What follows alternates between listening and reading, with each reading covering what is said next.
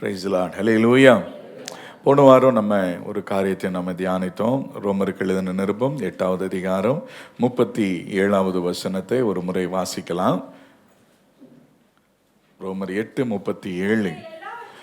இவைகள் எல்லாவற்றிலேயும் நாம் நம்மில் அன்பு கூறுகிறவராலே முற்றும் ஜெயங்கொள்ளுகிறவர்களாய் இருக்கிறோமே. Praise the lord. ஹல்லேலூயா. நாம் முற்றும் ஜெயங்கொள்ளுகிற ஒரு அனுபவத்தோடு நாம் நடத்தப்பட வேண்டும் என்பது தேவனுடைய விருப்பம். ஹல்லேலூயா. நாம் முற்றிலும் ஜெயங்கொள்ளுவர்களாய் மாறணும். அதுதான், அதற்காக தான் நீங்களும் நானும் அழைக்கப்பட்டிருக்கிறோம். தேவன் அந்த பாதையிலேயே நம்மை நடத்த விரும்புகிறார். தோற்று போகிறவர்களுக்கு அவர் தெய்வம் அல்ல, தோல்வியை ஜெயமாய் மாற்றுகிறவர் நம்முடைய ஆண்டவர். அல்லேலூயா. ஒருவேளை நம்முடைய வாழ்க்கையில தோல்விகளும் ஏமாற்றத்தின் மத்தியில வருத்தத்தின் மத்தியில இருக்கிற அத்தனை பேருடைய வாழ்க்கையிலும் ஒரு ஜெயத்தை உண்டு பண்ணி நம்ம ஜெயங்கொள்ளுகிறவர்களாய் நம்மை மாற்ற வேண்டும் என்பதுதான் கர்த்தருடைய திட்டம். ஜெயங்கொள்ளுகிறவன் எல்லாவற்றையும் சுதந்திரித்துக் கொள்ள முடியும். ஆமே. பரலோகத்தை யார் பெற்றுக்கொள்ள முடியும்? ஜெயங்கொள்ளுகிறவர்கள் மாத்திரமே அதை சுதந்திரித்துக் கொள்ள முடியும். ஜெயங்கொள்ளுகிறவர்களுக்கு தான் கர்த்தர் சில நன்மைகளை, வாக்குத்தத்தங்களை கர்த்தர் வைத்திருக்கிறார், சில ஆசீர்வாதங்களை வைத்திருக்கிறார், பரலோக ராஜ்யத்தையும் வைத்திருக்கிறார். ஆமீன் சொல்லுங்களேன். அதை சுதந்திரிப்பதற்கு நேராக கர்த்தர் நம்மை வழி நடத்துவாராக. ஜெயங்கொள்ளுவதற்கு தேவன் நமக்கு கொடுத்திருக்கிற ஒரு நல்ல ஒரு அனுபவங்கள், கிருபைகள், வரங்கள், வல்லமைகள், இவைகளை குறித்து நம்ம தொடர்ச்சியாக பார்த்துட்டு வரோம். கடந்த வாரத்தில் சொன்ன தேவன் நமக்கு அன்பு நமக்கு கொடுக்கப்பட்டிருக்கிறது. இந்த அன்பினாலே நாம் முற்றிலும் எல்லாரையும் ஜெயங்கொள்ளுவர்களாய் நாம் மாற முடியும். ஏன்னா நம்முடைய ஆண்டவர் அன்பினாலே உலகத்தை ஜெயித்தார். அல்லேலூயா. ஆகையினாலே நாமும் ஜெயங்கொள்ளுவதற்கு தேவன் தம்முடைய பிள்ளைகளாகிய நமக்கு அந்த அன்பை நமக்கு கொடுத்திருக்கிறார். ஆமென். இந்த அன்பிலே நிலைத்திருந்து, இந்த அன்பிலே நாம் நிலைத்திருந்து வாழும் பொழுது, இந்த அன்பை பிரதிபலிக்கும் பொழுது முற்றிலும் ஜெயங்கொள்ளுகிறவர்களாய் மாறுவோம். ஆமென். அல்லேலூயா. அப்போ நாம அந்த அனுபவத்திற்குள்ள நாம் நடத்தப்படுவதற்கு ஆண்டவர் நமக்கு கிருபை செய்வாராக. ஏன்னு சொன்னா, நமக்குள்ள எல்லாத்திலும் ஒரு வளர்ச்சி இருக்கணும் இல்லையா? வளர்ச்சியை விரும்புறோம் நாம. அதுபோல நம்ம ஆதில கொண்டிருந்த அன்பை விட்டுட்டோம் அப்படிங்கிற நிலைமையில இருக்கக்கூடாது. ஆதில இருந்ததை விட இன்றைக்கு நான் என் ஆண்டவரை நான் அதிகமாக நேசிக்கிற ஒரு அனுபவத்திற்குள்ள வளர்ந்திருக்கிறேன். அவங்க ஜெயங்கொள்ளுவர்களாய் மாற முடியும். ஆமென் சொல்லுங்க. அதே போல விசுவாசத்துல நீங்களும் நானும் என்ன செய்யணும்? வளருகிறவர்களாய் இருக்க வேண்டும். அப்ப நம்முடைய விசுவாசத்துல நிலைத்திருக்கிறவர்கள் தான் நாம் ஜெயங்கொள்ளுவர்களாய் மாற முடியும். இந்த கடைசி நாட்களில் விசுவாசம் இன்றைக்கு குறைந்து கொண்டு வருகிறது. இந்த விசுவாச அனுபவங்கள் இல்லாதபடி அறிவு பெருக்கம் இன்றைக்கு பெருகி கொண்டு வருகிறதுனால விசுவாசம் இன்னைக்கு தடுமாற்றத்தில் இருக்கிறது. ஆண்டவராக இயேசு கிறிஸ்துவினுடைய வருகை நாட்களில் விசுவாசம் குறைந்து போகும். ஆனா நமக்குள்ள அப்படி இருக்கக்கூடாது. அவரை நம்புகிறவர்களுக்குள்ள விசுவாசம் ஒரு வளர்ச்சியில் காணப்பட வேண்டும். ஆமென். அப்படி விசுவாசத்துல ஸ்திரத்தன்மையோடு கூட இருக்கிறவர்கள் முற்றிலும் ஜெயங்கொள்ளுவர்களாய் மாறுவார்கள். இந்த காரியங்களை குறித்து கடந்த வாரத்தில் நான் உங்களோடு பேசினேன்.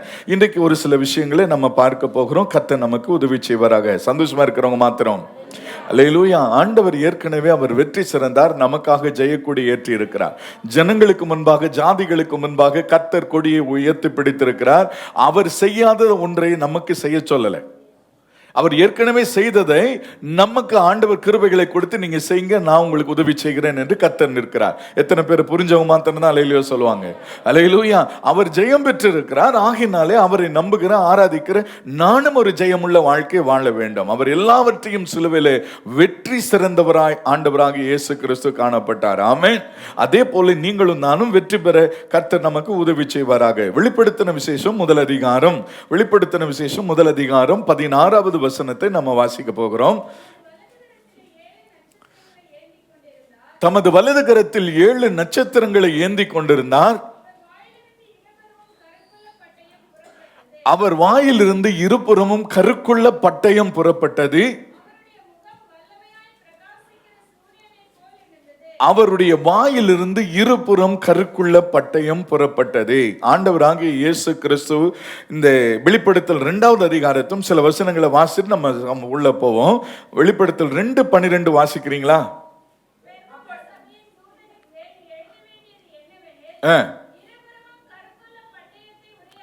பட்டயத்தை உடையவர் சொல்லுகிறதாவது 16வது வசனத்தை வாசிங்க.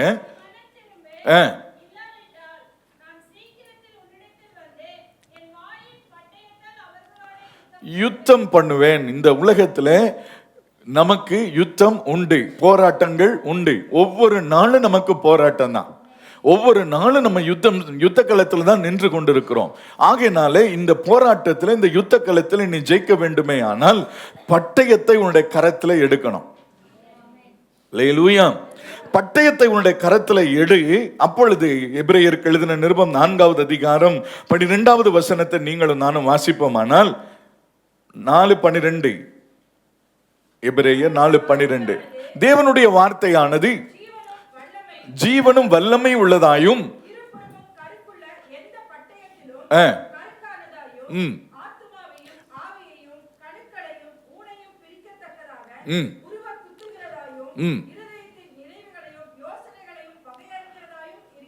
ஆமென். கர்த்தருடைய வசனம் அது பட்டயம். அல்லேலூயா. இந்த பட்டயம் இன்றைக்கு இந்த நாட்கள்ல பாருங்க, இதை நம்ம பயன்படுத்துகிறது இல்லை. நம்ம யுத்த களத்துல நிக்கிறோம், ஆனா நம்ம பட்டயம் இல்லாம என்ன செஞ்சுட்டு இருக்கிறோம்? நின்றுட்டு இருக்கிறோம். இன்னைக்கு நம்முடைய வாழ்க்கையில தோல்விகள், நமக்கு உண்டான எல்லா ஆசீர்வாதமும் இந்த கர்த்தருடைய வசனத்துக்குள்ளதான் இருக்கு. நமக்கு பொருளாதாரமாகட்டும், படிப்பாகட்டும், சுகமாகட்டும், பரலோகமாகட்டும், இந்த பூமியில நமக்கான எல்லா நன்மைகளும் இந்த கர்த்தருடைய வார்த்தைக்குள்ளாகவே கர்த்தர் வைத்திருக்கிறார்.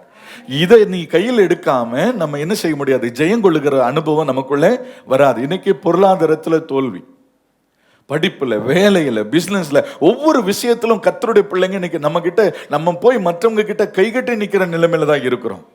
ஆண்டவர் நமக்கு அப்படி வாக்குத்தத்தம் பண்ணல. நம்ம எல்லா விதத்தும் பூமியில் உள்ள சகல ஜனங்களை பார்க்கிலும் கீர்த்தியிலும் புகழ்ச்சியிலும் எல்லாத்திலும் நம்ம சிறந்திருக்கும்படினால கர்த்தர் நமக்கு வச்சிருக்கிறார், வாக்கு கொடுத்திருக்கிறார். கர்த்தர் அப்படிதான் நம்மளை நடத்தணும்னு விரும்புறார். நாம போய் ஒருத்தங்க கிட்ட போய் நிக்கணும்ன்ற ஒரு சூழ்நிலையில கர்த்தர் நம்ம வைக்கவில்லை. எத்தனை பேர் அதை ஒத்துக்கொள்ளுகிறீங்களோ? நம்ம அப்படிதான் கர்த்தர் ஆசீர்வதித்திருக்கிறார். ஆனா இன்னைக்கு நம்ம ஒவ்வொன்றிலும் தோல்வியை சந்தித்து கொண்டிருக்கிறோம். பிரச்சனைகளையும் உபத்திரவங்களையுமே நம்ம இன்னைக்கு சந்தித்து மனமுடைந்தவர்களாய், சோர்ந்து போனவர்களாய் நம்ம காணப்படுகிறோம். இந்த வருடம் நாம் ஜெயத்தை சுதந்திரிக்கிற நாட்கள். இனி வரும் காலங்கள் எல்லாம் வாக்கு பண்ணப்பட்ட அந்த பரம தேசத்தை சுதந்திரிக்க போகிற நாட்கள். அது ஜெயங்கொள்ளுகிறவர்கள் மாத்திரமே அந்த இடத்துக்கு போக முடியும். ஆமென். அப்போ இந்த கர்த்தருடைய பட்டயம் நீங்க பாத்தீங்க அப்படின்னு சொன்னா, நீங்க மனுஷனுக்கு எல்லாமே நல்லா இருக்கும்போது ஆண்டவரை தேடுறதும் பைபிள் வாசிக்கிறதும் அல்ல, சூழ்நிலைகள் எதிராக இருக்கும் போதும் நம்முடைய வாழ்க்கையினுடைய எல்லா நிலைகளிலும் இந்த வார்த்தையோடு ஒன்றி போனால் மாத்திரமே ஜெயம் பெற முடியும். இந்த வார்த்தையை நீங்களும் நானும் படிக்க முடியாதபடி, நீங்களும் நானும் கேட்க முடியாதபடி பிசாசு மிகுந்த கவனத்தோடு தடை செய்வதற்கு எல்லா வேலைகளையும் செய்வான். நமக்கு வீட்டுக்குள்ள ஒரு சண்டை வந்துடும். சண்டை வந்துட்டா பாத்தீங்க அப்படின்னு சொன்னா, முதல் காரியம் நம்ம பைபிள் வாசிக்கிறத நிறுத்துவோம், ஜெபம் பண்றதை நிறுத்துவோம், சர்ச்சுக்கு போறதை நிறுத்துவோம். யாராவது சாப்பிடுறத நிறுத்துறோமா? பேசுறத நிறுத்துறோமா? அதெல்லாம் தொடர்ந்து செஞ்சுக்கிட்டே இருப்போம். ஆனா பாத்தீங்கன்னா பைபிள் வாசிக்க மாட்டோம். ஏன்னு கேட்டீங்க அப்படின்னு சொன்னா, இந்த கர்த்தருடைய வசனத்தை வாசிக்கும் போது அதை வாசிக்கிறவனும் கேட்கிறவனும் கை கொள்ளுகிறவனும் பாக்கியவான். அவன் தான் ஜெயிக்க முடியும். அல்லேலூயா.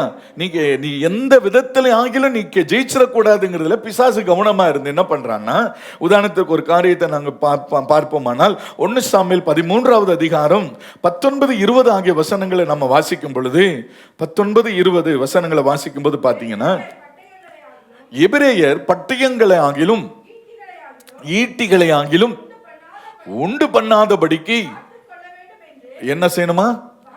பார்த்து கொள்ளணும். பிசாசு இப்ப என்ன செஞ்சிட்டு இருக்கான்னா, கவனமா பார்த்துக்கிறான். யாரும் பைபிள் எடுத்து நீ என்ன செய்யக்கூடாது? வாசிக்க கூடாது. ஒருவேளை அதை தாண்டி நீ இங்க வந்து உட்கார்ந்து என்ன செஞ்சிடக்கூடாது? கேட்டக்கூடாதுங்கிறதுக்காக இன்னைக்கு எந்த விதத்திலும் நமக்கு ஏதாவது ஒரு உபத்திரவத்தையோ ஒரு பிரச்சனையோ கொண்டு வந்து, ஒரு ஃபங்க்ஷனை கொண்டு வந்து, ஒரு விசேஷத்தை கொண்டு வந்து கேட்க கூடாதபடிக்கு இன்னைக்கு தடை செய்து கொண்டு இருக்கிறான், தாமதப்படுத்தி கொண்டு இருக்கிறான். புரியுதா உங்களுக்கு? ஏன்னா பெலிஸ்தர் சொல்லி இருந்தபடியால் ஒரு கொல்லனும் அகப்படவில்லை. ஏன்னா கொல்லன் இருந்தா தானே அந்த ஈட்டியும் பட்டயத்தையும் ஷார்ட் பண்ணி கொடுத்துருவான், புதுசா செஞ்சு கொடுப்பான். அது இல்லைன்னா சபை இன்னைக்கு நமக்கு அதுக்காக தான் கர்த்தர் சபை உண்டு பண்ணி வச்சிருக்கிறார். சபையில உட்கார்ந்து ஒவ்வொரு முறையும் நம்ம கூடும் போதெல்லாம் பிரயோஜனமானவைகளை கர்த்தர் நமக்கு கற்றுக் கொடுத்து ஜெயம் பெறுகிற அனுபவத்திற்கு நேராக கர்த்தர் நம்மை நடத்தி கொண்டு போகிறார். அல்லேலூயா. இந்த செய்தியை நீ கேட்க கூடாது. இந்த வார்த்தைகளை கேட்டா நீ உயிர் பிழைச்சுக்குவே. நீ ஆசீர்வாதமா மாறிடுவ, நீ ஜெயங்கொள்ளுகிறவனாய் மாறுவேன்றதுனால இதை எப்படி நீ கேட்க கூடாதபடிக்கு தடை செய்ய முடியுமோ அதையெல்லாம் செய்து கொண்டிருக்கிறான். கர்த்தருடைய பிள்ளைகள் ஜாக்கிரதையா இருக்கணும். நீ எதை வேணா விட்டுறலாம், நீ எதை வேணா நீ தாமதப்படுத்தலாம், எதை வேணாலும் நீ சோம்பேறித்தனமா இருக்கலாம். கர்த்தருடைய வசனத்தை வாசிப்பதிலேயோ கேட்பதிலேயோ கை கொள்வதிலேயோ நீ சோம்பேறித்தனமா இருக்கக்கூடாது. ஒருவேளை நீ வாசிக்க முடியல, இந்த வாரம் முழுவதும் வாசிக்க முடியல, இன்னைக்கு உட்கார்ந்து ஞாயிற்றுக்கிழமை உட்கார்ந்து நீ கேட்கும்போது உனக்குள்ள ஒரு உணர்வை கர்த்தர் கொடுப்பார். மீண்டும் உன்னை தட்டி எழுப்பி மீண்டும் அந்த ஸ்தானத்தில் எழுந்து நின்று புறப்படு என்று சொல்லி கர்த்தர் உன்னை தொடர்ந்து ஓடுவதற்குரிய பலனை உனக்குள்ள உண்டாக்குவார். அதை கேட்க கூட நீ வாசிக்கவும் கூடாது, கேட்கவும் கூடாது. இதை பார்த்துக்கொள்ள வேண்டிய பொறுப்பு தான் சத்துருடைய பொறுப்பு. அன்னைக்கு பாருங்க, அப்படித்தானே செஞ்சு வச்சிருந்தா. பெலிஸ்தர்கள் எபிரேயர்கள் யாரும் என்ன செஞ்சிடக்கூடாது, ஜெயிக்க கூடாதபடிக்கு. அப்ப அவன் பண்ணின தந்திரம் என்ன? இன்னைக்கு அதே வேலை தானே நடக்குது. நீ பைபிள் படிச்சுட்டேன்னா நீ ஜெயிச்சிருவ. பைபிள் உனக்கு தெரிஞ்சிருச்சுன்னா நீ வெற்றி பெறுவ. நீ எப்படி வாழணும்னு உனக்கு வழி தெரிஞ்சிடும். அதை கேட்க முடியாதபடிக்கு தடை பண்ணுகிறான். 20வது வசனம் பாத்தீங்கன்னா,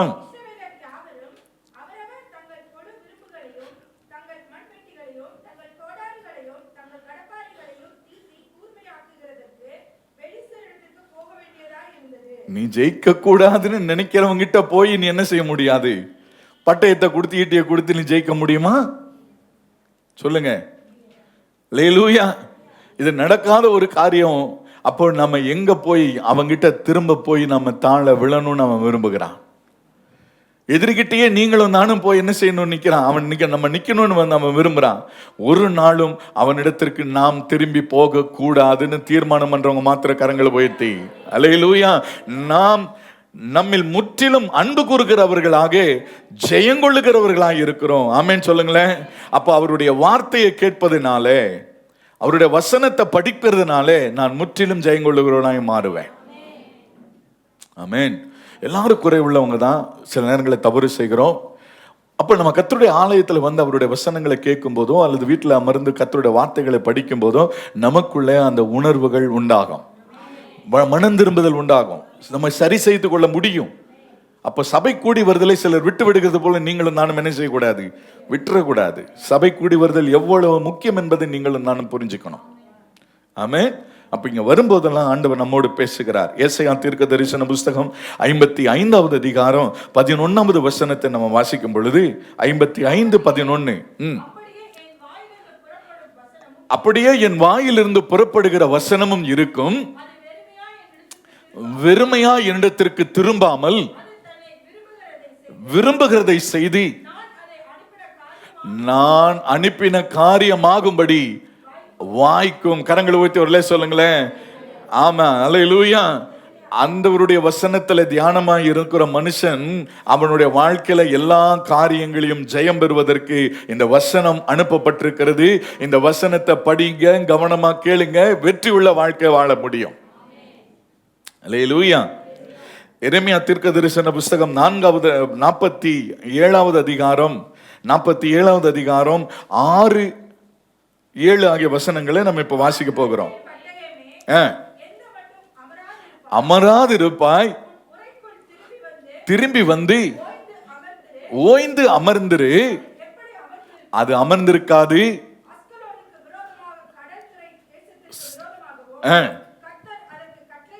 கர்த்தர் கட்டளை கொடுத்திருக்கு. அது எப்படிங்க அமர்ந்திருக்கும்? கர்த்தருடைய வசனம். அல்லேலூயா. கர்த்தர் அனுப்பின காரியத்தை அது செய்து முடித்துட்டு தானே திரும்பி போய் அமர்ந்திருக்கும். சொல்றோம், புரிஞ்சவங்க மாத்திரம் இல்லை சொல்லுங்களேன். அப்ப என்ன நடக்கும்னா, கர்த்தர் அவர் அமர்ந்திருக்க சொல்லல, அவர் கட்டளை கொடுத்திருக்கிறார். அவ்விடங்களுக்கு என்று அதை குறித்தாரே. இந்த மனுஷனுக்காக இந்த நாளில் பேசப்பட வேண்டிய வார்த்தையை அனுப்பி தேவன் வைத்திருக்கிறார். அந்த வார்த்தையை அனுப்பும் பொழுது அந்த வார்த்தை அவர் அனுப்பின காரியங்களை செய்து நிறைவேற்றி முடித்த பின்பு அவரிடத்திற்கு திரும்பும். அல்லேலூயா. அப்போ வார்த்தை ரொம்ப முக்கியமான ஒரு விஷயம். எத்தனை பேர் அதை ஒத்துக்கொள்கிறீங்க? அப்போ இன்னைக்கு நம்ம ஒரு தீர்மானம் நம்முடைய வாழ்க்கையில இன்னைக்கு ஏற்படுத்தணும். அதை உடன்படிக்கை ஏற்படுத்தி கொள்ளணும் ஆண்டவரோட. ஆமேனா? எந்த சூழ்நிலை வந்தாலும் சரி, பைபிள் வாசிக்காம இருக்க மாட்டேன். ஆமே. ஞாயிற்றுக்கிழமை ஆராதனை என்ன செய்ய மாட்டேன், மிஸ் பண்ண மாட்டேன். இந்த வார்த்தையை நான் கேட்டே தீருவேன், இந்த வார்த்தையை நான் படிச்சே தீருவேன். சங்கீதத்தில் இன்னைக்கு அதான் படிச்சு தியானம் பண்ணியிருப்பீங்கன்னு நான் நினைக்கிறேன். அல்லேலூயா. அப்போ நம்முடைய காரியங்கள் எல்லாம் வாய்க்கணும்னா இந்த வசனத்தினால தான் வாய்க்கும். இந்த வசனம் இல்லாம நம்முடைய தேவ பிள்ளைகளுடைய வாழ்க்கையில வெற்றி என்பது இல்லை. நீ இன்னைக்கு கடங்காரனா இருக்கிறதுக்கு ஒரு காரணம் என்னன்னா, இந்த வசனம் உனக்கு தெரியல, இந்த வசனத்தை நீ அறிக்கை பண்ணல, இந்த வசனத்தின்படி நீ வாழல. உன் தொழில ஆசீர்வாதம் வராதுக்கு காரணம் இந்த வசனம் இல்லாதபடி நீ தொழில் செஞ்சிட்டு இருக்கிற. உன் குடும்பத்துல சமாதானம் இல்லாத காரணம் இந்த வசனம் இல்லாதபடி நீ இன்னைக்கு வாழ்ந்துட்டு இருக்கிற. நான் கரெக்டா பேசுறேனா? அல்லேலூயா. இது இல்லாததுனால தான் உனக்கு பிரச்சனை. இன்னைக்கு உங்களுடைய பிள்ளைகள் இன்னைக்கு கீழ்ப்படியாம போறதுக்கு ஒரு காரணம் என்ன? வசனம் இல்லை. அந்த வசனத்தை கேட்க மாட்டாங்க, அந்த வசனத்தை படிக்கவும் மாட்டாங்க, கேட்கவும் மாட்டாங்க. நல்லா கவனித்துக் கொள்ளுங்க. அப்படியே போக போக கேட்காம வாசிக்காம போக போக போக போக தொடர்ந்து தோல்விகள், பிரச்சனைகளுக்கு மேல பிரச்சனைகள். ஏன்னா இப்போ யாருக்கிட்ட போய் நம்ம நிக்கிறோம்? விடுவானாவன்? ஸோ யோசனை பண்ணி பாருங்களேன், நம்ம வாழ்க்கை ஆசீர்வாதமா இருந்துருமா? கண்களை மூடி ஒரு ஜெபம் பண்ணுவோமா? ஜெபம் பண்ணுவோம். ஆண்டவரே, எல்லாரும் எந்த சூழ்நிலையிலையும் இன்னைக்கு கர்த்தருடைய வார்த்தையை நான் வாசிக்கிறதுல கேட்கறதுல நான் கவனமா இருக்கேன். ஆண்டவரே, நீர் எனக்கு உதவி செய்யுங்க. பரிசுத்தமுள்ள நல்ல தகப்பனே, உமக்கு ஸ்தோத்திரம்பா, ஸ்தோத்திரம்பா, ஸ்தோத்திரம்பா. எல்லாரும் ஆய்களை திறந்து ஆண்டவரே ஒரு ஜெபம் பண்ணோம். யாரும் மௌனமா இருக்கக்கூடாது. ஆண்டவரே, இந்த வேதத்தை நான் வாசிக்கிறதுல, ஆண்டவரே இதை கேட்கறதுல, இந்த வார்த்தைகளை கேட்கறதுல நான் கவனமா இருக்க. இனி வரும் காலங்களில் என்னுடைய வாழ்வினுடைய ஆசீர்வாதமே இந்த வார்த்தையில தான் இருக்கிறது. இந்த வார்த்தையை நான் அன்றுவர் பெற்றுக்கொள்ள முடியாதபடிக்கு, இதை அனுபவிக்க முடியாதபடி, இதில் கொடுக்கப்பட்டிருக்கிற ஆசீர்வாதங்களை அனுபவிக்க முடியாதபடிக்கு சத்துருக்களுக்கு முன்பாக நான் தோற்று நிற்கிறேன். நான் அவமான சின்னமாய் நின்று கொண்டிருக்கிறேன். நான் ஆண்டவரே பலவீனத்தோடு நின்று கொண்டிருக்கிறேன், வருத்தத்தோடு நின்று கொண்டிருக்கிறேன். தகப்பனே, உமக்கு ஸ்தோத்திரம், ஸ்தோத்திரம், ஸ்தோத்திரம், ஸ்தோத்திரம், ஸ்தோத்திரம். ஆண்டவரே, உம்முடைய வார்த்தை ஒரு நாளும் என்னை விட்டு விலகாதபடிக்கு, ஒவ்வொரு நிமிடமும் நொடிப்பொழுது உம்முடைய வார்த்தையை பிடித்து கொண்டு நான் வாழக்கூடிய ஒரு உன்னத அனுபவத்திற்கு நேராகவே என்னை நீ நடத்த வேண்டும் என்று சொல்லி நாங்கள் ஜெபிக்கிறோம். கர்த்தாவே, வார்த்தை என்பது உம்முடைய நாமம். அந்த வார்த்தை ஒவ்வொரு நாளும் என்னோடு கூட இருக்கணும், என்னோடு கூட இருக்கணும். உம்மை விட்டு பிரியாத ஒரு வாழ்க்கை, ஒவ்வொரு நிமிடமும் நொடிப்பொழுதும் ஆண்டவரே இந்த வார்த்தையோடு உறவாடுகிற ஒரு அனுபவம், வார்த்தையை பிடித்து கொண்டு வாழ்கிற ஒரு அனுபவம். உங்க வலது கரத்தை உயர்த்தி எல்லாரும் சேர்ந்து, நீரில்லாத நாளெல்லாம் நாளாகுமா, நீரில்லாத வாழ்வெல்லாம் வாழ்வாகுமா. அவருடைய வார்த்தை இல்லாத ஒரு வாழ்க்கை அது வெற்றியுள்ள வாழ்க்கையாகுமா? அவருடைய வார்த்தை இல்லாத ஒரு வாழ்க்கை சமாதானமா இருக்குமா? எல்லாரும் என்னோடு கூட சேர்ந்து ஒரு மனதோடு, தகப்பனே அந்த கிருபை எங்களோடு கூட இருக்கணும் ஆண்டவரே. அந்த வார்த்தையோடு கூட நாங்கள் இணைந்து வாழணும் ஆண்டவரே. அந்த வார்த்தையில நிலைத்திருந்து வாழ எங்களுக்கு நீங்க உதவி செய்யுங்கன்னு நாம கேட்க போகிறோம். நீரில்லாத நாளெல்லாம் நாளாகுமா, நீரில்லாத வாழ்வெல்லாம் வாழ்வாகுமா.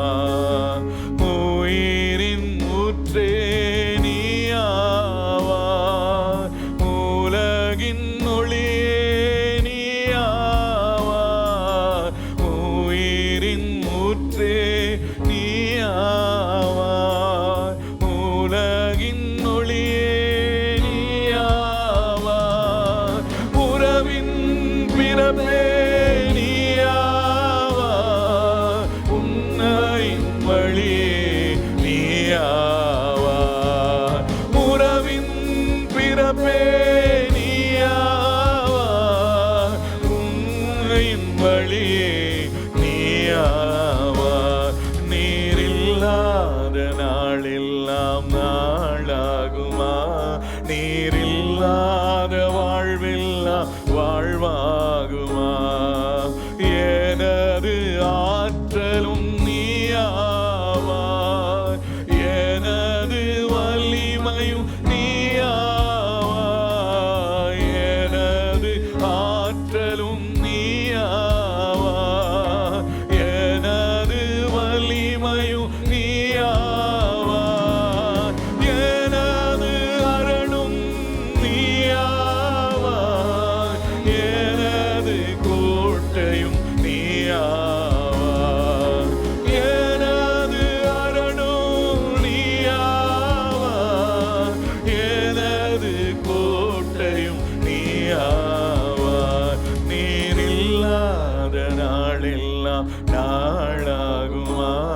நீர் இல்லாத வாழ்வெல்லாம் வாழ்வாகுமா? நீர் இல்லாத நாளெல்லாம் நாளாகுமா? நீர் இல்லாத வாழ்வெல்லாம் வாழ்வாகுமா? ஆதியிலே வார்த்தை இருந்தது, அந்த வார்த்தை தேவனிடத்தில் இருந்தது, அந்த வார்த்தை தேவனா இருக்கிறது. இப்பொழுது எத்தனை பேருக்கு அவர் வேணும்னு நினைக்கிறீங்களோ? உங்களுடைய வாழ்க்கையில ஒரு வெற்றி, ஒரு ஆசீர்வாதம், ஒரு உயர்வு அவராலே மாத்திரமே வரும், அவராலே மாத்திரமே வரும். அப்பாவை பார்த்து எல்லாரும் ஒரு முறை சொல்லுவோமா? எனது ஆற்றலும் நீயாவாய், எனது வலிமையும் நீயாவாய், எனது ஆற்றலும் நீயாவாய், எனது வலிமையும் நீயாவாய், எனது அரணும் நீயாவாய், எனது கோட்டையும் நீயாவாய், எனது அரணும் நீயாவாய், எனது கோட்டையும் நீயாவாய். நீர் இல்லாத நாளெல்லாம் நாளாகுமா? நீர் இல்லாத வாழ்வெல்லாம் வாழ்வாகுமா? நல்ல ஆண்டவரே, இந்த வார்த்தையாகிய தேவன் எங்களோடு கூட இருந்து ஒவ்வொரு நிமிடமும் நொடி பொழுதும் ஒரு வெற்றியுள்ள ஒரு வாழ்க்கை வாழ்வதற்கு எங்களுக்கு நீர் கற்றுக் கொடுத்து எங்களை கரம் பிடித்து நீர் நடத்தும். இயேசுவின் மூலம் பிதாவே, ஆமென். கர்த்தர் நல்லவர். சந்தோஷமா இருக்கிறீங்களா? அல்லேலூயா. நம்முடைய ஆண்டவராலே நாம் முற்றிலும் ஜெயங்கொள்ளுகிறவர்களாய் மாறுகிறோம். ஆமென். கர்த்தருடைய வார்த்தைகள் நமக்கு பல விதத்துல வேதாகமத்துல நமக்கு உதவி செய்கிறது. அந்த வார்த்தை எப்படியெல்லாம் நம்முடைய வாழ்க்கையை உருமாற்றுகிறது என்பதை குறித்து ஒரு 5 வசனங்களை நான் சொல்றேன். அப்புறம் மற்ற காரியங்களுக்குள்ளாக நம்ம போகிறோம். வேகமா நான் இந்த வார்த்தைகளை எல்லாம் சொல்லும்படி நான் விரும்புகிறேன். உபாகமத்தின் புஸ்தகம் 33வது அதிகாரம் 33 வசனத்தை ஒருத்தர் வாசிக்கலாம். கர்த்தர் சீனாயில் இருந்து எழுந்தருளி உதயமானார்,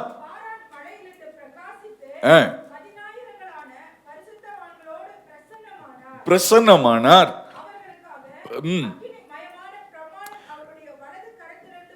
அக்கினிமயமான பிரமாணம் அவர்களுடைய வலது கரத்திலிருந்து புறப்பட்டது. தேவன் எப்படி நம்முடைய வாழ்க்கையை உருவாக்குவதற்கு அக்கினிமயமாய் நம்முடைய வார்த்தைகளை தேவன் அனுப்புகிறாரா? அல்லேலூயா. இப்போ அவருடைய வார்த்தை எப்படிப்பட்டது, அவருடைய பட்டயம் எப்படிப்பட்டதுன்னா அது அக்கினியை போன்று இருக்கிறது. இந்த அக்கினி எப்படி நம்முடைய வாழ்க்கையில செயல்படுகிறது என்று சொல்லி பார்க்கும் பொழுது, வேண்டாதவைகளை பட்சித்து 1 கொரிந்தியர் 3வது அதிகாரம் 13வது வசனத்தை நாம் வாசிக்கும் பொழுது, 1 கொரிந்தியர் 3:13 நம்ம வாசிக்கும் போது, அவனவனுடைய வேலைப்பாடு வெளியாகும், நாளானது அதை விளங்க பண்ணும், ஏனெனில் அது அக்கினியினாலே வெளிப்படுத்தப்படும், எத்தன்மை உள்ளது என்பதை அக்கினியானது பரிசோதிக்கும். கரங்களை வைத்து விரலில சொல்லுங்களேன். நம்முடைய ஆண்டவர் நல்லவர். ஒவ்வொரு விசுவாசிகளும் அக்கினினாலே சோதிக்கப்படுகிறோம். பதரானது அக்கினினாலே சுட்டெரிக்கப்படும், பொன்னாய் விளங்குகிறது அக்கினியிலே பரிசோதிக்கப்பட்டு நாள் ஒன்று வரும் பொழுது அது பொன் என்று விளங்க பண்ணும். ஆமென். அல்லேலூயா. அப்போ இந்த கர்த்தருடைய வார்த்தைகள் ஒவ்வொரு நாளும் நம்ம என்ன செய்கிறதுனா அக்கினியை போல நம்மை சுட்டெரித்து நம்மை பொன்னாக விளங்க பண்ணுகிறது. ஆமென். அப்ப அந்த வசனத்தை வாசிக்கிறவர்கள் பொன்னாக விளங்குகிறார்கள், அந்த வசனத்தை கவனமாய் கேட்கிறவர்கள் பொன்னாக விளங்குகிறார்கள். அப்போ ஒவ்வொரு நாளும் நம்முடைய வாழ்க்கையை மறுரூபப்படுத்துகிறது என்னன்னு பார்த்தீங்கன்னா இந்த கர்த்தருடைய வார்த்தை. ஆமென். அப்ப அந்த வார்த்தையை நீங்களும் நானும் கவனமா கேட்கறதுல வாசிக்கிறதுல இருக்கணும். இன்னைக்கு நம்ம பிசாசு அவனுக்கு கொடுக்கப்பட்டிருக்கிற மிக முக்கியமான வேலை என்னன்னு கேட்டீங்கன்னா, நீயும் நானும் பைபிள் வாசிக்காம பார்த்துக்கணும். அதான் அவனுடைய வேலை. புரியலையா? பிசாசோட வேலை என்ன? நீங்களும் நானும் பைபிள் வாசிக்காம பார்த்துக்கணும், கர்த்தருடைய ஆலயத்துக்கு போகாம பார்த்துக்கிறது தான் அவனுக்கு கொடுக்கப்பட்டிருக்கிற வேலை. ஏன்னா நீ வாசித்தாலோ கேட்டுட்டாலோ நீ பாக்கியம் பெற்றுவே, நீ விஜயிச்சிருவே. அதை அவன் கரெக்டா செய்யறான். ஆனா கர்த்தருடைய பிள்ளைகளாகிய நீங்களும் நானும் விழிப்புள்ளவர்களாக இருக்கணும். ரெண்டாவது ஒரு காரியத்தை நான் உங்களுக்கு சொல்லும்படி விரும்புகிறேன். உபாகமம் 32வது அதிகாரம் 2வது வசனத்தை நீங்க வாசிக்கும் பொழுது, உபாகமம் 32:2 பாருங்களேன். பொழிவது போல என் உபதேசம் பொழியும், இறங்குகிறது போல என் வசனம் இறங்கும். பனித்துளியை போல மழையை போல இன்னைக்கு என்ன செய்கிறதா? அவருடைய வசனம் நம்ம மேல இறங்கும். அந்த பனித்துளி மழை வருவதற்கு முன்பாக அந்த பனியினால தான் செடி கொடிகள் எல்லாம் மரங்கள் எல்லாம் வளர்ந்தது, பலன் கொடுத்தது. அது பாத்தீங்கன்னா அது என்ன செய்து நமக்குள்ள ஒரு புதிய ஜீவனை உருவாக்கி கொண்டிருக்கிறது. ஆமென். அப்ப அந்த வசனம் அக்கினியாவும் நம்மளை என்ன செய்து சுட்டரித்து, நம்மளை என்ன செய்து பரிசோதித்து நம்மை மறுரூபப்படுத்துகிறது. அதோடு மாத்திரமல்ல, இன்னொரு வசனத்துல நம்ம வாசம், அது பனியை போல நம்முடைய வாழ்க்கையில இன்பமாய், ஒரு செழுமையாய், ஆசீர்வாதமாய், செழிப்பாய் இந்த வசனம் நம்மை உருவாக்கி கொண்டு வருகிறது. ஆமென். மூன்றாவது ஒரு காரியத்தை நான் உங்களோட பேசும்படி விரும்புகிறேன். ஏசாயா தீர்க்கதரிசன புஸ்தகம் 11வது அதிகாரம் 4வது வசனம். 11:4.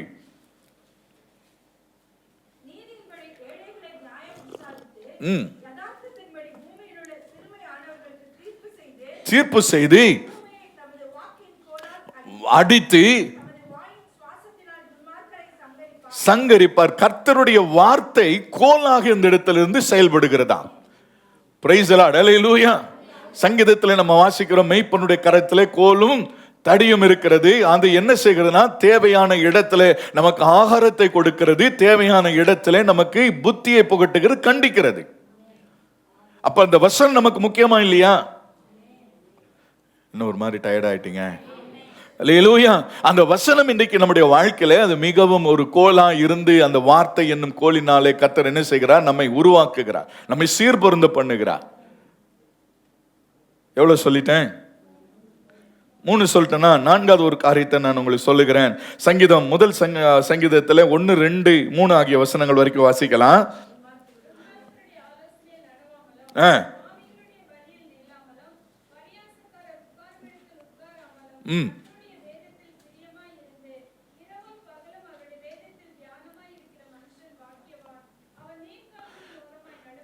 நடப்பட்டு கர்த்தருடைய வசனம் நீர்க்கால்களை போல இருக்கிறதா.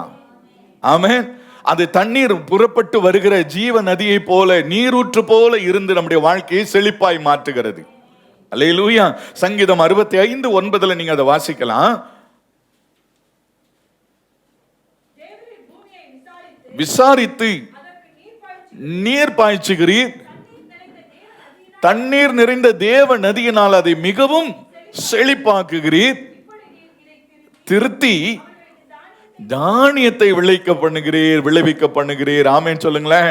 கர்த்தர் நம்முடைய வாழ்க்கையினுடைய நமக்கு தேவையான நன்மைகள், ஆகாரத்தை எல்லாவற்றையும் ஆண்டவர் நம்மை செழிப்புள்ளவர ஒரு வாழ்க்கை வாழ்வதற்கு இந்த கர்த்தருடைய வசனமே நமக்கு உதவியாக இருக்கிறது. ஆமென். அப்ப அந்த வசனம் இன்னைக்கு இப்ப இருக்கிற தலைமுறைகள் அது ரொம்ப பிரச்சனை. வசனத்தை இன்னைக்கு விட்டு விலகி செய்யக்கூடிய எல்லா காரியங்களும் நடந்து கொண்டிருக்கிறது. கர்த்தருடைய பிள்ளைகள் கவனமாக இருக்கணும். எபேசியருக்கு எழுதின நிருபம் 5வது காரியம் 6வது அதிகாரத்துல எபேசியர் 6:17 இப்ப நம்ம வாசிக்கலாம். 6:17 நீங்க பாத்தீங்கன்னா,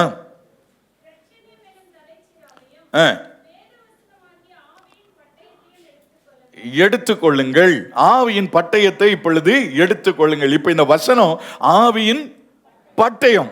இந்த பட்டயத்தை நம்ம உபயோகிச்சு பழக்கம் இருக்கிறவன் தான் வெற்றி உள்ள ஒரு வாழ்க்கை வாழ முடியும். பிரைஸ் தி லார்ட், ஹல்லேலூயா.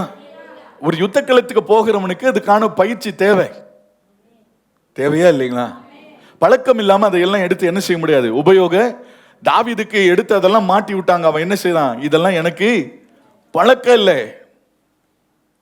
இதே வார்த்தையை போய் நின்றுட்டு எல்லா இடத்துலயும் சொல்லிட்டு இருக்க முடியாது. இப்ப கர்த்தர் நம்ம யுத்தத்திற்கு பழக்க வைக்கிறார். புரிஞ்சவங்க மாத்திரம் இல்லை சொல்லுங்க. அவனை திடீர்னு கொண்டு வந்து அந்த இடத்துல நிக்க வச்சு கர்த்தர் அவனுக்கு செய்ய வேண்டியது காரியத்தை செய்தார். ஆனா இந்த இடத்துல கர்த்தர் ஒவ்வொரு நாளும் யுத்தத்திற்கு நம்மை அமர வைத்து பழக்க வைத்துக் கொண்டிருக்கிறார். இப்ப நீங்க போய் எனக்கு இது பழக்கம் இல்லைன்னு என்ன செய்யக்கூடாது, சொல்லக்கூடாது. அல்லேலூயா. அப்போ ஆண்டவருடைய வார்த்தையை நாம் உறுதியாய் பற்றி பிடித்து கொண்டு நாம் ஜெயம் பெறுகிறவர்களாய் மாறணும். ஆமென். ஒரு 2 அனுபவத்தை 2 மனிதர்களுடைய வாழ்க்கையில நாம இந்த பட்டயம் எப்படி நமக்கு ஜெயம் கொடுக்கிறது என்பதை குறித்து நாம் அறிந்து கொள்ள ஆண்டவர் நமக்கு உதவி செய்வாராக. ஆமென். அல்லேலூயா. நீங்க பாத்தீங்கன்னா யாத்திராகமத்தின் புஸ்தகம் 17வது அதிகாரம், யாத்திராகமத்தின் புஸ்தகம் 17வது அதிகாரத்துல முதல் வசனத்தை ஒருத்தர் வாசிக்கலாம். சபையார் எல்லாரும் கர்த்தருடைய கட்டளையின்படியே சீன் வனாந்தரத்திலிருந்து புறப்பட்டு பிரயாணம் பண்ணி, கவனிங்க, இப்போ எகிப்தின் அடிமைத்தனத்திலிருந்து புறப்பட்டு அவர்கள் வெளியே வந்தாச்சு. இப்ப கர்த்தர் அடுத்த இடத்துக்கு அவங்களுக்கு சீனாய் வனாந்தரத்திற்கு ஆண்டவர் அங்க கொண்டு வந்து அங்க பிரமாணங்களை அவர்களுக்கு கொடுத்து அவர்களை வழிநடத்துவதற்கு மிக முக்கியமான ஒரு சூழ்நிலைக்கு கர்த்தர் அவர்களை அழைத்து கொண்டு வருகிறார். இப்ப இவங்க கர்த்தரோடு பேசக்கூடாது, கர்த்தரோடு அவங்க பேசக்கூடாது, கர்த்தரிடத்தில் நெருங்கக்கூடாது என்பதில் நான் ஏற்கனவே சொன்னது போல அதுதான் அவனுடைய வேலையே. பெலிஸ்தர்கள் என்ன செய்தாங்க? பட்டயங்களை அவர்கள் உருவாக்கி விடாதபடிக்கு, அதை தீட்டி விடாதபடிக்கு, அதை தடையாய் அதை பாதுகாத்துக் கொள்ள வேண்டியதுல கவனமா இருந்தது போல கர்த்தரிடத்தில் கிட்டி சேர முடியாதபடிக்கு அமலேக்கியன் எப்பொழுதும் கர்த்தருடைய பிள்ளைகளுக்கு விரோதமாக யுத்தம் பண்ணிக்கிட்டே இருப்பான். கவனிக்கிறீங்களா நீங்க? அல்லேலூயா. இப்ப இந்த அமலேக்கியர்கள் தேவ ஜனங்கள் முன்னேற முடியாதபடி, தேவனுடைய வார்த்தைக்குள்ள நுழைந்து போக முடியாதபடிக்கு, கடந்து போக முடியாதபடிக்கு அவர்களுடைய வாழ்க்கையில சில தடைகள், சில பிரச்சனைகள். அந்த 17வது அதிகாரத்துல நீங்க பாத்தீங்க அப்படின்னு சொன்னா 10வது வசனம் பாருங்க. செய்து யுத்தம் பண்ணினான், ஏறினார்கள், ஏறெடுத்திருக்கையில் மேற்கொண்டார்கள்.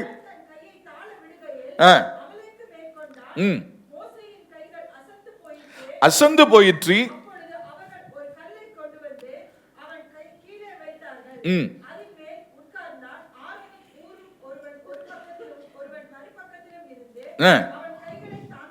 தாங்கினார்கள். இவ்விதமாய் ஒரே நிலையாய் நின்றது. அல்லேலூயா. கர்த்தருடைய இந்த வேதம், இந்த நமக்கு அருளப்பட்டிருக்கிற இந்த பழைய ஏற்பாடு புதிய ஏற்பாடு ரெண்டையும் எந்த அளவுக்கு நம்ம அறிந்திருக்கிறோமோ புரிந்திருக்கிறோமோ அந்த அளவில் நம்முடைய வாழ்க்கை நிலைத்திருக்க கர்த்தரால் உதவி செய்ய முடியும், வெற்றி பெற முடியும். ஆமேன் சொல்லுங்களேன். அல்லேலூயா. யோசுவா அமலேக்கையும் அவன் ஜனங்களையும் பட்டய கருக்கினால் முறியடித்தான்.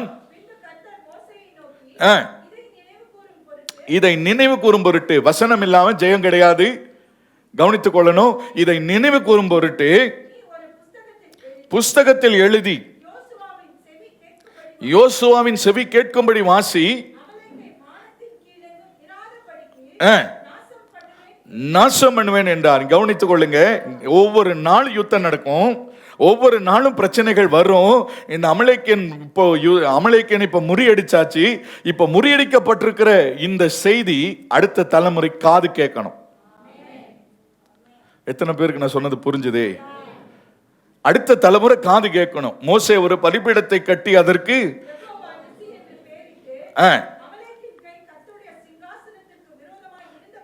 இருந்தபடியால் தலைமுறை தலைமுறை தோறும் கர்த்தருடைய யுத்தம் நடந்ததா? நடக்குமா? நடக்கும்.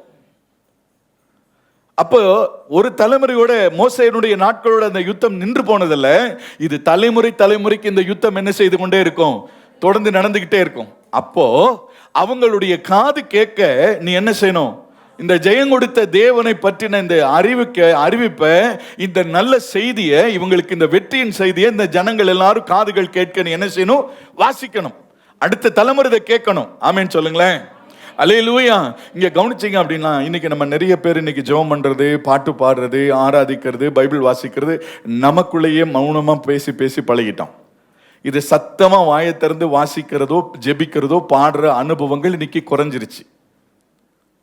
ஏத்துக்கிறீங்களா என்னமோ தெரியல. நாம ஸ்தோத்திரம் பண்றது நம்ம காது கேட்கணும், நாம பைபிள் வாசிக்கிறது நம்ம காது கேட்கணும், அடுத்த தலைமுறைக்கு கேட்கணும். நான் பைபிள் வாசிக்கிறத என் பிள்ளைங்க பார்க்கணும். நான் ஜெபிக்கிறதை என் பிள்ளைங்க பார்க்கணும், அடுத்த தலைமுறை நீங்க பார்க்கணும். அடுத்த தலைமுறைக்கு இந்த யுத்தம் தொடரும். அடுத்த தலைமுறை இந்த யுத்தம் தொடர போகுது. இந்த யுத்தத்துல இந்த பிள்ளைகள் வெற்றி பெறக்கூடாது என்பதற்காக இன்னைக்கு மொபைல் மூலமா, அது மூலமா, இது மூலமா எல்லாம் வந்துருச்சு. இது யாரும் இன்னைக்கு என்ன சில பயதத்தை வாசிக்கிறதுக்கு இன்னைக்கு வெக்கப்படுறாங்க, எடுத்துட்டு வர்றதுக்கே வெக்கப்படுறான். அப்புறம் எங்க சத்தமா வாசிக்கிறது? இது அவன் என்ன செய்யறான்னா கவனமா பார்த்துக்கிறான். யாரு? நம்ம பிள்ளைங்க கையில பைபிள் வந்துடக்கூடாதுங்கிறது அவன் கவனமா பார்த்துக்கிறான். மொபைல் மட்டுமே இருக்கணும், மொபைல் மட்டுமே அவங்க பார்த்துட்டு இருக்கணும், அதுலேயே அவங்களுடைய கவனம். பைபிள் வாசியாடா?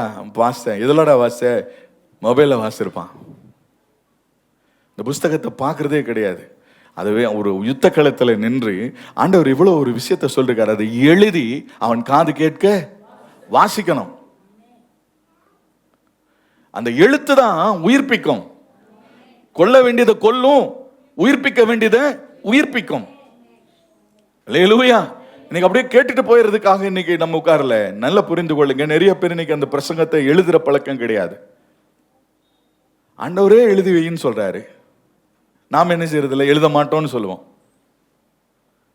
அல்லேலூயா. அப்ப எழுதுறது முதல்ல பார்த்தீங்க அப்படின்னு சொன்னா நம்ம பிள்ளைங்களுக்கு அந்த ஞாபக சக்தி இதெல்லாம் ரொம்ப ஜாஸ்தி இருந்துச்சு இல்லையா? எதுக்கு சொல்லிட்டே எழுத சொல்லுவாங்க? எழுதிட்டே சொல்லிட்டே எழுதணும் அப்படின்னு ஞாபக சக்தி. அது முதிர் வயதிலும் அவங்களுக்கு அது ஞாபகத்தில் இருக்கும். இப்ப என்ன சொல்றாங்க? எழுதாத, சத்தம் போடாத, மௌனமா என்ன செய்ய பாரு, பார்த்தாலே போதும், உன் மைண்டுக்குள்ள ஏறிடும். இப்ப அந்த வாசிக்கும் திறன் என்ன செய்யப்பட்டிருக்கு? இன்னைக்கு எல்லாருக்கும் கெடுக்கப்பட்டிருக்கு. அது இல்லை, அது வாசம் மனசுல ஏறிடும். நல்லா புரிந்து கொள்ளுங்க. இன்னைக்கு அதை நான் ஏற்கனவே சொன்னது போல, இன்னைக்கு 2 டிகிரி படிச்சிருப்பான், ஒரு லெட்டர் எழுத தெரியாது. ஒரு கவர்மெண்ட் ஆஃபீஸ்ல போய் இல்லை ஒருத்தர்கிட்ட ஒரு பெட்டிஷன் கொடுக்கணும்னா மொட்டை கடிதாசு மாதிரி எழுதுவான். அதுல ஃப்ரம் இருக்காது, டூ இருக்காது, எதுவுமே இருக்காது. மொட்டை கடிதாசு மாதிரியே எழுதி எழுதி கொடுப்பான் பாருங்க. அப்ப அவனுக்கு என்ன செய்யல? இது ஒரு பிராக்டிஸ் இல்லை. அதெல்லாம் இன்னைக்கு பாருங்க, நம்ம படிப்புல இருந்து இன்னைக்கு நம்ம சர்ச்சிலையும் சரி பாருங்க. முதல்லலாம் பார்த்தீங்கன்னா எனக்கு நான் ஒரு டைரி வச்சிருப்பேன். பாட்டு எந்த பாட்டு நான் பாடுறேன்னா அதெல்லாம் எழுதுன்னு செஞ்சிருப்பேன், எழுதி வச்சிருப்பேன். நம்ம பிள்ளைங்கிட்ட கொடுத்து அதை எழுதி எப்போதும் நான் வச்சுப்பேன். அந்த டைரியை பார்த்து பாடுற வரைக்கும் எனக்கு கரெக்டாக இருந்துச்சு. இந்த பாட்டை இந்த நாளில் இன்னென்ன விஷயத்த பாடணும்னு ஒரு தெளிவாக இருந்தேன். எனக்கு ஒரு ஐபேட்னு ஒன்று வாங்கி கொடுத்தாங்க. அதுக்கப்புறம் பார்த்தீங்கன்னா நானே கெட்டு போயிட்டேன். அதை எழுதுறதை விட்டுட்டேன். முதல்லாம் பார்த்தீங்கன்னா இந்த பிரசங்கத்துக்கு இந்த பாட்டு கரெக்டாக எழுதி வச்சிருப்பேன். அதை முன்னாடியே என்ன செஞ்சிருப்பேன், அதை எழுத்து வச்சிருப்பேன், ரெடியாக வச்சிருப்பேன். இப்போ அந்த ஐபேடுக்குள்ளெல்லாம் போய் என்னால் என்ன செய்ய முடியுதில்ல, தேட முடியறதில்லை, கண்டுபிடிக்க முடியறதில்லை. அதனால நானே தப்பு பண்ணேன். நான் இந்த பிரசங்கம் எடுக்க முன்னாடி நேற்றுக்கு உட்காந்து ஒரு ஜெபம் பண்ணுறேன். ஆண்டவரே, முதல்ல நான் தெரிஞ்சிடறேன், அப்புறம் மற்றவங்களுக்கு மீண்டும் பழையபடியே நான் என்ன செஞ்சிருவேன், பாட்டை எழுதி வச்சு ஒழுக்கமாக எனக்கு என்ன வருமோ அதை நான் செய்யறதுக்கு நான் முயற்சி பண்ணுறேன் ஆண்டவரே அப்படின்னு. அல்லேலூயா. அதை எழுதிட்டு இருக்கிற வரைக்கும் நீங்கள் எந்த பாட்டை கொடுத்தீங்கனாலும் அந்த லிரிக்ஸ் என்னுடைய மைண்டில் என்ன செய்யும், அப்படியே இருக்கும். நான் இந்த மாதிரி உளரல மாட்டேன். பார்த்துருக்கிறீங்களா? தெளிவாக அது கட்டாயம், ஏன்னா அதை பார்த்து படிப்பேன், பாடிடுவேன். இப்போ என்ன ஆகி போச்சுன்னா, அந்த இதை மாறினதுனால இப்போ நான் ஏதாவது ஒரு பாட்டு எடுக்கணும்னா நான் மொபைலை தேட வேண்டியதாக இருக்குது. நான் அதை பார்த்தா ஏதோ மொபைல் ஏதோ பாஸ்ட் நோண்டிட்டு இருக்கிற மாதிரி இருக்குது. அதுவே எனக்கு ஒரு மாதிரி கஷ்டமாக தான் இருந்துச்சு. ஏதோ மொபைல் பார்த்துட்டு இங்கே உட்காந்துருக்கிற மாதிரியே. நல்லா கவனிங்க. பிசாசு எப்படியெல்லாம் நம்மளை வஞ்சிக்க முடியுமோ அப்படியெல்லாம் இந்த வஞ்சக வழிகள் நடந்து கொண்டிருக்கு. இப்போ நான் சொல்கிற பிரசங்கம் நிறைய பேருக்கு பிடிக்காது. உனக்கு பிடிக்கலனாலும் நான் பேசுவேன். அல்லேலூயா. என்ன கவனிக்கிறீங்களா? இதை கேட்கிறவர்கள் பாக்கியவான்கள். ஆமென். இப்போ இந்த அடுத்த தலைமுறைகள் இன்னைக்கு இதை கேட்க முடியாதபடிக்கு, இன்னைக்கு இதை வாசிக்க முடியாதபடிக்கு இன்னைக்கு தடை செய்யப்படுகிற இந்த அனுபவங்களை இன்னைக்கு காணப்படுகிறத நீங்க பார்க்கலாம். 1 சாமுவேல் 15வது அதிகாரத்தில் நீங்க பார்த்தீங்கன்னா முதல் 3 வசனங்களை நம்ம வாசிக்கலாம்.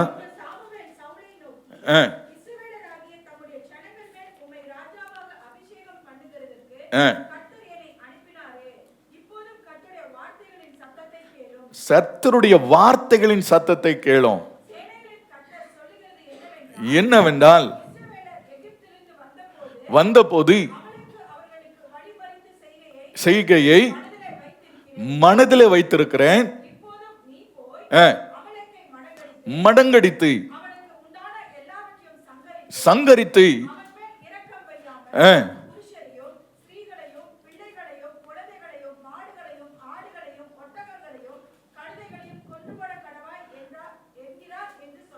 அமலேக்கும் ஒருத்தனும் இருக்கக்கூடாதுன்னு கர்த்தர் சொல்லிருக்கிறார். அல்லேலூயா. ஏன்னா அவன் தலைமுறைக்கு அவன் என்ன செய்வான்? யுத்தம் பண்ணிக்கிட்டே இருப்பான், அடுத்த தலைமுறையை கெடுத்துக்கிட்டே இருப்பான், அடுத்த தலைமுறை வளர முடியாதபடிக்கு தடை செய்து கொண்டிருப்பான். ஆகையினாலே இந்த அமலேக்கியன் என்கிறவன் தடை செய்கிறவன், வளர முடியாதபடி முன்னேற முடியாதபடி நம்மை தடுத்து நிறுத்துகிறவர்கள். அவர்களை சங்கரிக்க வேண்டிய பொறுப்பு நம்முடையது. எப்படி சங்கரிப்பீங்க? பட்டயத்தினாலே, வார்த்தையினாலே, வல்லமையினாலே தான் நம்ம ஜெயிக்க முடியும். கரங்களை உயர்த்தி ஒரு ஆமென் சொல்லுங்களேன். ஹல்லேலூயா. அவன் பூமியில இராதபடிக்கு நீ நாசம் பண்ணணும்னா நீ பலமுள்ளவனாய் மாற வேண்டும். புரிஞ்சவங்க மாத்திரம் இல்லையா சொல்லுங்களேன். ஹல்லேலூயா. கர்த்தர் நல்லவர். ஆமென். நீங்க இன்னைக்கு இந்த அறிவு வளர வளர, இன்னைக்கு உதாரணத்துக்கு சொல்றேன், பெரிகோக்கு முன்னாடி அவங்கள ஜனங்களை கொண்டு போய் நிறுத்திட்டார். கர்த்தர் சொன்னார், நீங்க இப்ப எல்லாரும் 6 முறை நீங்க என்ன செய்யுங்க, சுத்தி வாங்க, நான் சொல்லும் போது நீங்க ஆர்ப்பரிச்சா போதும், நான் சொல்லும் போது நீங்க ஆர்ப்பரிச்சா போதும். 6வது அதிகாரம் 10வது வசனம் வாசிங்க. 6வது அதிகாரம் 10வது வசனம். யோசுவா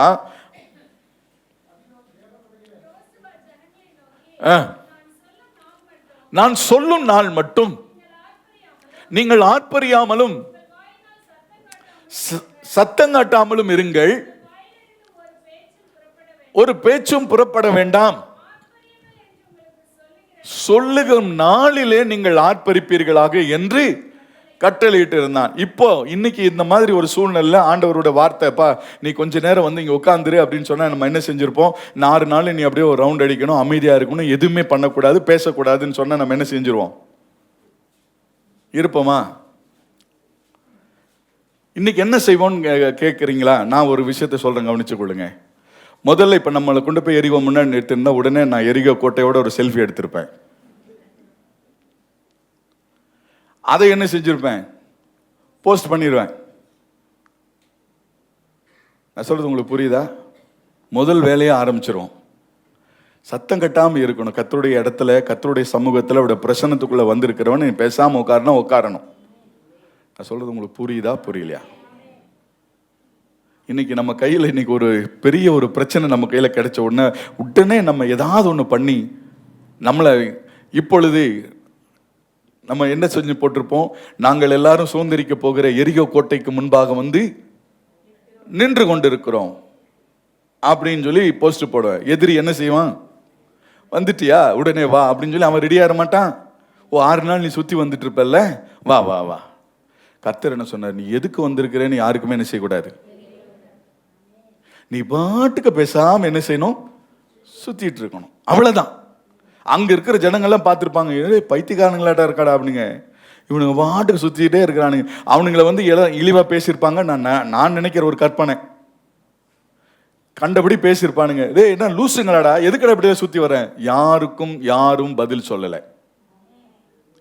அவன் பாட்டுக்கு சுத்திட்டு இருக்கான். ஆர்ப்பரிங்கன்னு சொல்லும் போது இவங்க எல்லாம் ஆர்ப்பரிச்சாங்க. உன் கையில் என்ன இருந்தாலும் அதை எப்படி பயன்படுத்தணுங்கிற அறிவு நமக்குள்ள வேணும். அல்லேலூயா. அது இந்த வசனங்களை தெரிஞ்சாதானே, நீங்க படிச்சிருந்தா தானே, இதை கேட்டிருந்தா தானே நம்ம அப்படி நடக்க முடியும். நம்ம எல்லாமே வச்சுப்போம். நீங்க என்ன வேணா வச்சுக்கங்க, போன் வச்சுக்கங்க, ஐபேட் வச்சுக்கங்க, கம்ப்யூட்டர் வச்சுக்கங்க, எல்லாமே வச்சுக்கங்க. அதை எந்த இடத்துல எப்படி பயன்படுத்தணுமோ அந்த விதத்துல பயன்படுத்த தெரிஞ்சா மட்டும்தான் நீங்களும் நானும் வெற்றி பெற முடியும். ஆமெனா? அல்லேலூயா. அப்ப இந்த நாட்களில் நீங்களும் நானும் கவனமா இருக்க வேண்டிய ஒரு காலகட்டங்களில் இருக்கிறோம். எரேமியா 36வது அதிகாரம் 2வது வசனத்தை வாசிக்கிறீங்களா? எரேமியா 36:2. நீ ஒரு எரேமியாவுக்கு ஆண்டவர் சொல்றாரு, நீ ஒரு புஸ்தகத்தூர்ல எடுத்து யோசியாவின் நாட்களிலே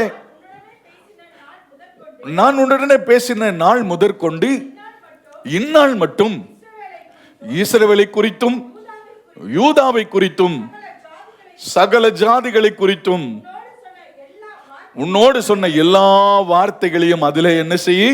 எழுதி. போதுமா? நீ அதை என்ன செய்யாத? எழுதி வை. 36:18 நம்ம வாசிக்கலாம் இப்போ.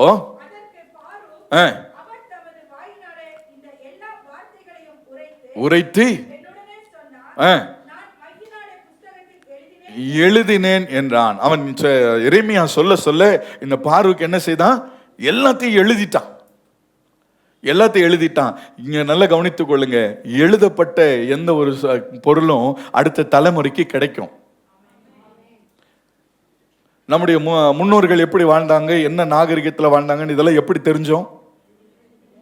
அந்த எழுதி வைக்கப்பட்ட பொறிக்கப்பட்டிருக்கிற அந்த கல்வெட்டுகளை, அந்த ஆதாரங்களை வைத்து இன்னைக்கு நாம் என்ன செய்தோம்? இன்னென்ன நாகரிகங்கள் இப்படி இருந்துச்சு, இப்படி எல்லாம் வளர்ந்திருக்கிறாங்க, வாழ்ந்திருக்கிறாங்கன்னு நமக்கு இன்னைக்கு அது தெரிய வருது. அதுபோல இந்த கர்த்தருடைய வார்த்தைகள் அது எழுதி வைக்கப்பட்டிருந்தால் ஒளி அடுத்த தலைமுறைக்கு அது போய் சேராது. அல்லேலூயா. அந்த எழுதி வைக்கப்பட்டிருக்கிற அந்த வார்த்தையை நீங்க தொடர்ந்து வாசிங்க. நான் வாசிங்க.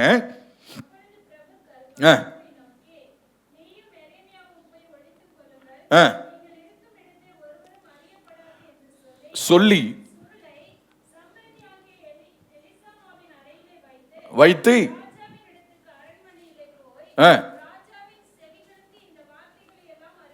ராஜாவினுடைய செவிகள் கேட்க இந்த வார்த்தைகள் எல்லாம் அறிவித்தார்கள்.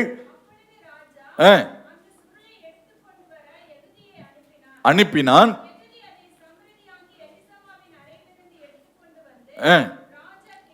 கேட்கவும் வாசித்தான்.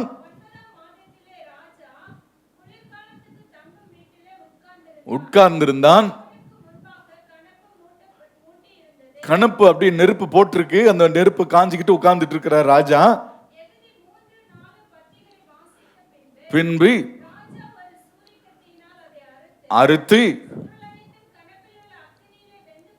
வெந்து போகும்படி எரிந்து போட்டான்.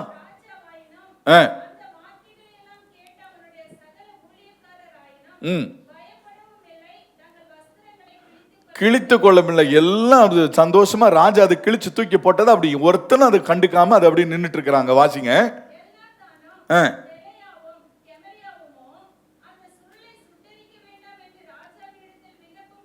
பண்ணினார்கள். அவர்களுக்கு அவன் செவி கொடுக்கவில்லை.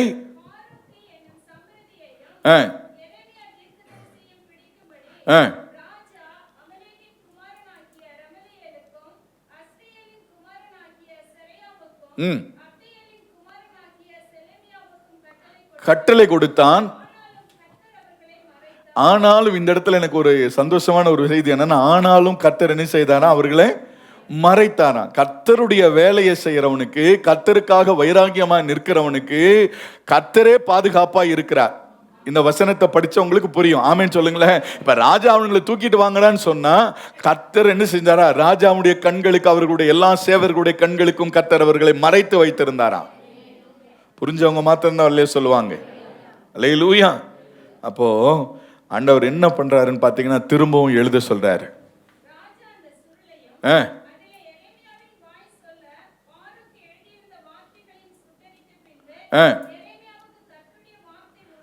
உண்டாகி வேறொரு சுருளை எடுத்து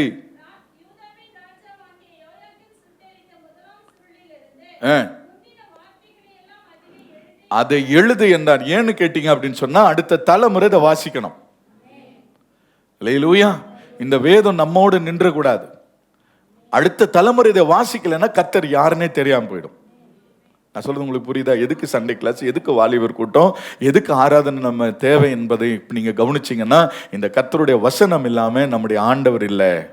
இந்த ஆண்டவர் இல்லாம தேவனுடைய பிள்ளைகளுடைய வாழ்க்கையில ஜெயம் இல்லை. ஆமே. அப்ப இந்த வசனங்களை, வார்த்தைகளை நீங்களும் நானும் கவனமாய் வாசிக்கிறதுல, கை கொள்ளுறதுல நீங்களும் நானும் கவனமா இருக்கணும். சந்தோஷமா இருக்கிறீங்களா? கர்த்தர் நல்லவராய் நம்மோடு கூட இருக்கிறார். ஆமேன்னு சொல்லுங்களேன். 46வது அதிகாரம், எரேமியா 46வது அதிகாரத்துல 46:6வது வசனம் பாருங்க.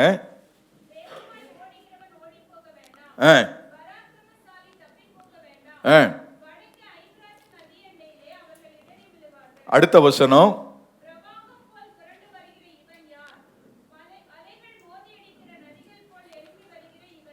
இவன் எல்லா போராட்டங்களையும் வெற்றி பெறுவதற்குரிய ஒரே ஒரு வழி என்னன்னு கேட்டீங்கன்னா கர்த்தருடைய வார்த்தை. அல்லேலூயா. ஆண்டவர் தம்முடைய வார்த்தைகளினாலே நம்மை நிலைக்க பண்ணுகிறார். கிதியோனுடைய பட்டயம் கர்த்தருடைய பட்டயம். அப்ப கிதியோனுடைய கரத்துல எந்த பட்டயமும் கிடையாது. கிதியோன் நம்பி போனது என்ன? எதை நம்பி போனாரு? கர்த்தருடைய வார்த்தையை நம்பி போனார். அப்ப அந்த கிதியோனுக்கு ஜெயம் கொடுத்தது கர்த்தருடைய வார்த்தை என்கிற பட்டயமே. கரங்களை உயர்த்தி சொல்லுங்களேன், அல்லேலூயா. இப்ப கர்த்தருடைய கிதியோனோடு கூட யுத்தத்திற்கு எத்தனை பேர் புறப்பட்டாங்க? கடைசியா தானே, கடைசியா ஜெயம் இருக்கு. யுத்தத்துக்கு போகும்போது புறப்பட்டவங்க எத்தனை பேரு? 32,000 பேரு. ஆனா அதுல செலக்ட் ஆனவங்க 300 பேரு. கவனிங்க, ஏன் அந்த ஆண்டவர் அவங்களெல்லாம் இது பண்ணார்னா, அவங்களுடைய எண்ணத்துல என்ன வந்துடக்கூடாதா? நாங்க ஜெயிச்சோம், நாங்க யுத்தம் பண்ணோன்ற எண்ணம் வந்துடாதபடிக்கு கர்த்தர் என்ன செய்தார்னா, இவனுங்க பாருங்க, கையில தண்ணி அள்ளி குடிக்க கூட தெரியாதவனுக்கு இவனுங்களை கொண்டு போய் யுத்தத்துல கர்த்தர் அவர்களை ஜெயிக்க வச்சார். புரியல உங்களுக்கு? அவனுக்கு எதுன்னே தெரியாத அளவுக்கு அவனுடைய வாழ்க்கை இருக்குது. அவனை கொண்டு போய் யுத்தத்துல ஜெயத்தை கொடுக்கிறதுக்கு என் தேவனால முடியும். ஆனா வார்த்தை கர்த்தருடையது, வல்லமை கர்த்தருடையது. ஜெயம் கொடுக்கிறவர் நம்முடைய தேவனாகிய கர்த்தர். அவே சொல்லுங்க, அல்லேலூயா. அப்போ நான் உங்களுக்கு சொல்றேன், இந்த நாளில் கூட ஒரு நல்ல செய்தி என்னன்னு கேட்டீங்கன்னா, கர்த்தருடைய வசனம் இந்த நாட்களிலே நமக்கு ஜெயத்தை கொண்டு வரும். பொருளாதாரத்தில், சுகவாழ்வில், ஆசீர்வாதத்தில், சமாதானத்தில், எல்லாத்திலும் நீங்களும் நானும் வெற்றியுள்ள ஒரு வாழ்க்கை வாழ்வதற்கு இந்த வசனம் இல்லாமல் நம்மால் வாழ முடியாது. அப்போ இந்த வசனத்தை பிடித்து கொண்டு நாம் வாழ்வோமே ஆனால், சங்கீதம் 149வது சங்கீதம் 49வது சங்கீதம் 6, 7, 8, 9 ஆகிய வசனங்களை வாசித்து நம்ம நிறைவு செய்ய போகிறோம். வாசிங்க. ஜாதிகளிடத்தில் பழி வாங்கவும் தண்டிக்கவும் அவர்களுடைய ராஜாக்களை சங்கிலிகளினாலும் கட்டப்படவும் செலுத்தவும் அவர்கள் வாயில் கர்த்தரை உயர்த்தும் துதியும் இருபுறமும் கருக்குள்ள பட்டயமும் இருக்கும். இந்த கணம் யாவருக்கும் உண்டாயிருப்பதாக. அல்லேலூயா. கரங்களை உயர்த்தி அல்லேலூயா. அப்போ நம்முடைய வாயில கர்த்தரை உயர்த்துகிற துதியும், கரங்களில் அவருடைய இருபுறம் கருக்குள்ள பட்டயமும், எந்த பிள்ளைகள் எல்லாம் நம்ம வைத்திருக்கிறோமோ, அதில் உறுதியாய் நிற்கிறோமோ, வாசிக்கிறோமோ, கை கொள்கிறோமோ, அத்தனை பேருக்கும் இந்த நாட்களிலே ஜெயம் உண்டாயிருக்கும். வரப்போகிற நாட்கள் கொடுமையான காலங்கள். இந்த கொடுமை நிறைந்த இந்த காலங்களிலும் ஜெயமுள்ள ஒரு வாழ்க்கை வாழ வேண்டும் என்பது தேவனுடைய திட்டம். ஆமே. உலகத்துக்கு எப்படிப்பட்ட சூழ்நிலைகள் வித்தியாசமா இருந்தாலும் கர்த்தருடைய பிள்ளைகளுக்கு மாத்திரம் நம்மை நடத்துகிறவர், நம்மை போஷிக்கிறவர், நம்மை வாழ வைக்கிறவர், இந்த சகல அதிகாரங்களுக்கும் மேற்பட்ட அதிகாரமுடையவர். புரிஞ்சவங்க மாத்திரம்தான் அல்லேலூயா சொல்லுவாங்க. இங்க இருக்கிற அதிகாரத்துக்கெல்லாம் மேற்பட்ட ஒரு அதிகாரம் ஒன்று இருக்கிறது. ஆமே. அப்ப நீங்களும் நானும் புரிந்து கொள்ளுங்க, இவங்க என்ன தீர்மானம் பண்ணினாலும் நமக்கு மேலான ஒரு அதிகாரம் இருக்கு. அந்த அதிகாரம் தான் நம்மை வழி நடத்தும், நம்மை ஆளுகை செய்யும், நம்மை சுகப்படுத்தும், பலப்படுத்தும், வாழ வைக்கும், வழி நடத்தும். ஆமேன் சொல்லுங்களேன், அல்லேலூயா. அப்போ நாம் நம்மில் முற்றிலும் அன்பு கூறுகிறவராலே ஜெயங்கொள்ளுகிறோம். ஜெயங்கொள்ளுவதற்கு நமக்கு தேவன் கொடுத்திருக்கிற மிகப்பெரிய ஒரு வலிமையான ஆயுதங்கள், ஒன்று அன்பு, 2வது விசுவாசம், 3வது அவருடைய வார்த்தை. இந்த வார்த்தைகளை இன்னைக்கு இந்த அடுத்த தலைமுறை நாமும் வாசிக்கணும், நாமும் அதை பிராக்டிஸ் பண்ணணும், அடுத்த தலைமுறைக்கு இதை கொண்டு போகணும். ஆமீன் சொல்லுங்களேன். இந்த பழக்கத்தை உண்டாக்கணும், நம்ம பிள்ளைகளுக்கு அதை வாசிக்க சொல்லணும். அதை படிக்காமல் எந்த வேலையும் செய்யக்கூடாத அளவுக்கு நம்ம கவனமாக நம்முடைய பிள்ளைகளை இன்னைக்கு சத்துரு பார்த்து கொண்டிருக்கிறான். ஆனால் நாம் எப்படி ஆகிலும் படிக்க வைக்கணும். கர்த்தர் நம்ம உதவி செய்வாராக. நாம் எல்லோரும் எழுந்து நிற்போம்.